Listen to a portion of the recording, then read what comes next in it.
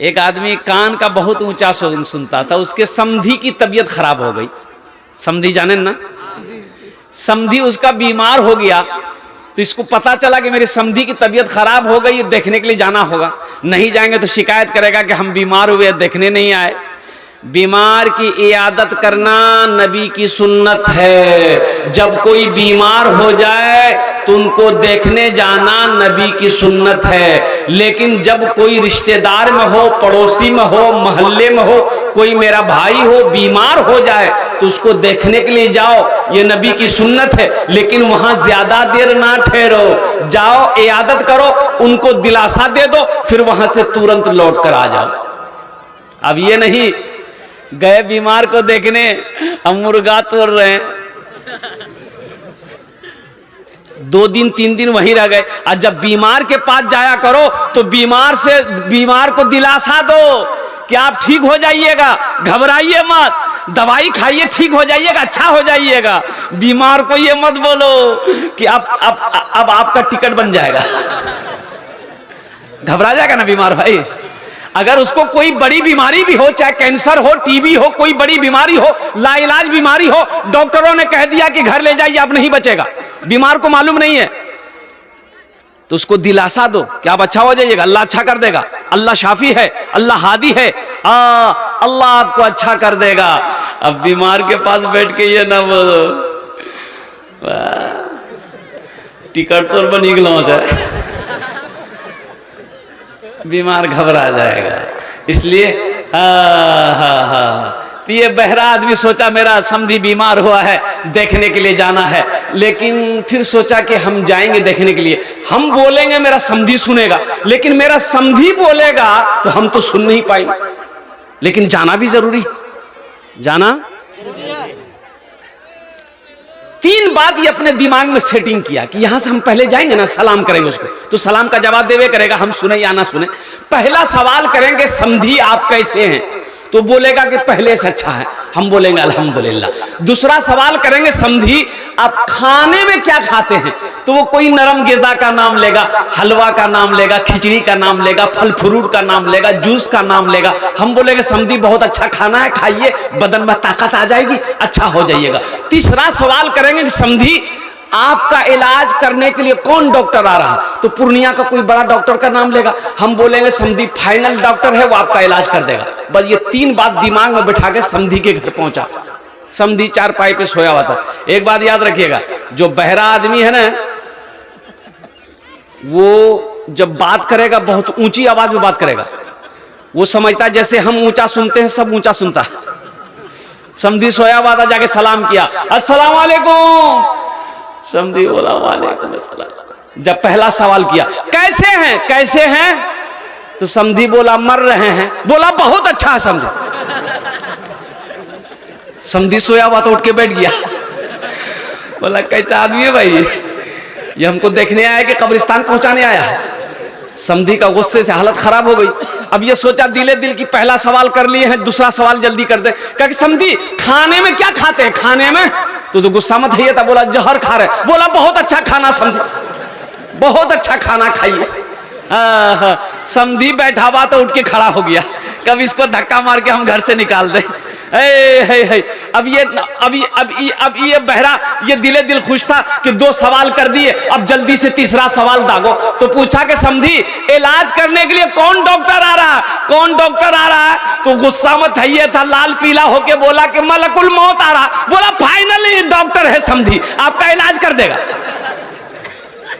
बेकार जिंदगी को तू अपनी सवार ले, बेकार जिंदगी को तू अपनी सवार ले, तौबा का दर खुला है खुदा को पुकार ले, तौबा का दर खुला है खुदा को पुकार ले, खुदा को पुकार ले।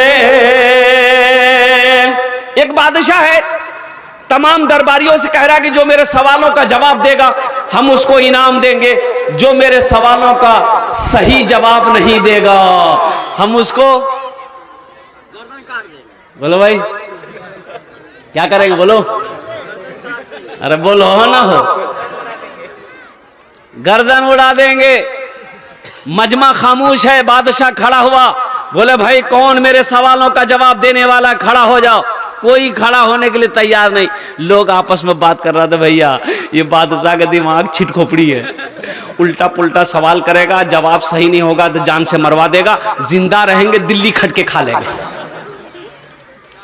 बहुत देर के बाद एक नौजवान खड़ा हुआ, हाथ उठाया कि हम आपके सवालों का जवाब देंगे। बादशाह बोले ए बाबू बसे जाओ, खाने बसे जाओ।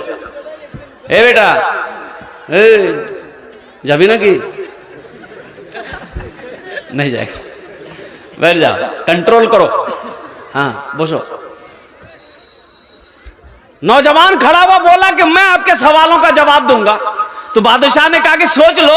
बोला सोच लिया, जो होगा देखा जाएगा। तो बादशाह बोला मेरा पहला सवाल है, मेरी हथेली में बाल क्यों नहीं है? बोला बाप रे बाप, ये तो आदमी का सर में बाल नहीं होता है, तो एक सवाल है, हथेली में बाल क्यों नहीं है? तो लड़का बड़ा चालाक था, नौजवान बड़ा होशियार था। नौजवान ने कहा कि हुजूर दरअसल बात यही है कि आप दान पुण्य सदका खैरात जकात अल्लाह के राह में बहुत देते हैं, इसलिए देते देते सब बाल घिस गया। बोला बहुत अच्छा, दो इसको इनाम दो। अब देता था कुछ नहीं बादशाह। बोला इसको इनाम दो, इनाम दिया गया। बोला ठीक है, मेरा दूसरा सवाल, मेरा देते देते घिस गया है, मेरा दूसरा सवाल है कि तुम्हारी हथेली में बाल क्यों नहीं है? बोला फंस गया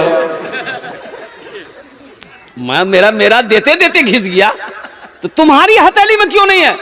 तो नौजवान बोला कि हुजूर दरअसल बात यही है कि आप जो कुछ भी देते हैं हम ही को देते हैं, इसलिए आपका देते देते घिस गया, मेरा लेते लेते घिस गया। बादशाह खुश हुआ, बोला इसको इनाम दो, इसको इनाम दो। इनाम दिया। बादशाह ने तीसरा सवाल किया कि मेरा तीसरा सवाल यही है कि ठीक है, हमारा देते देते घिस गया, तुम्हारा लेते लेते घिस गया, ये हजारों का मजमा जो बैठा है इनकी हथेली में बाल क्यों नहीं? अब ये लास्ट में हम बताएंगे। इस क्वेश्चन का आंसर मैं लास्ट में बताने की कोशिश करूंगा। नौजवानों, मेरे बच्चों, मेरे बुजुर्गों, मेरी और पर्दा नशीं मां बहनों, ये मस्जिद का जलसा है। मस्जिद अल्लाह का घर है। कौन अल्लाह? जो खिलाता भी है। कौन अल्लाह? जो पिलाता भी है। कौन अल्लाह? जो अल्लाह मीठी नींद सुलाता भी है। कौन अल्लाह? जिसके कब्जे में हम सबकी जान है। कौन अल्लाह? जो एक दिन मौत देगा, अपने कटघरे में खड़ा करेगा, फिर मेरा अल्लाह पूछेगा मेरा बंदा दुनिया से आया है, मेरे लिए क्या लाया है? अल्लाह पूछेगा मेरे नौजवानों कि दुनिया से आई लो की लई लो, तो का बोलबो मोबाइल लेनी हो? अल्लाह पूछेगा मेरे बच्चों, मेरे नौजवानों कि हमने तुम्हें जो जिंदगी दी, जो नेमत को तुमने मेरा खाया, जो नेमत को मेरा इस्तेमाल किया, तो तुमने क्या हक अदा किया? तुम आए हो इस दुनिया में, यहां क्या लेकर आए? अभी कुछ दिनों पहले रांची से प्रोग्राम करके, वो टिकट, फ्लाइट की टिकट मेरे जेब में है, रांची से 14 तारीख का रांची से फ्लाइट जलसा करके फ्लाइट पकड़ा कोलकाता, कोलकाता से बागडोगरा। बागडोगरा से जैसे ही मैं आ रहा था, रास्ते में देखा जाम है, रास्ता जाम है, तो पता ये चला कि एक्सीडेंट हुआ है। गाड़ी से नीचे उतरे, हम गए, भीड़ थी, तो हमने भी करीब जाके देखा भाई कौन सी कैसा एक्सीडेंट हुआ। बोला बहुत खतरनाक एक्सीडेंट हुआ। जाके देखा तो किसी का हाथ यहाँ पड़ा हुआ है, किसी का पैर यहाँ पड़ा हुआ है, किसी का अथरी पथरी निकला हुआ। 3 नौजवानों का एक्सीडेंट हो गया। खूबसूरत सब नौजवान।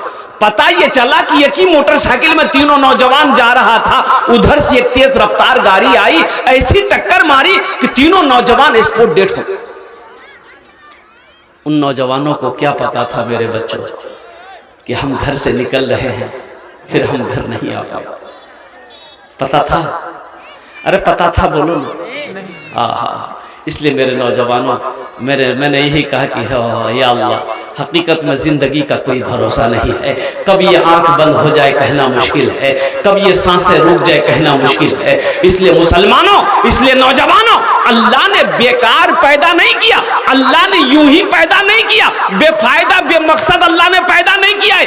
अल्लाह ने मकसद के साथ हमें पैदा किया है, और अल्लाह का जो मकसद है वो मा खलक़तुल जिन्ना वल इंसा इल्ला लियअबुदून, कि मैंने जिन्नात और इंसान को सिर्फ अपनी इबादत के लिए पैदा किया, और तमाम इबादतों में सबसे अफजल इबादत है नमाज।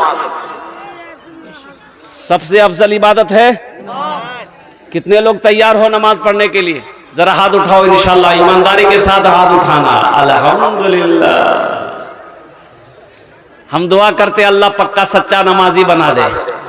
अरे आमीन तो बोलो। कौन नमाजी बना दे? अरे कौन नमाजी बना दे? पक्का सच्चा। कैसा नमाजी बना दे? अरे बोलो ना, पक्का सच्चा, ऐसा वैसा नमाजी नहीं। एक आदमी दिल्ली से आ रहा था, बिहार का सीमांचल पर, सीमांचल ट्रेन जाने ना? अरे जाने ना? टिकट होटल पे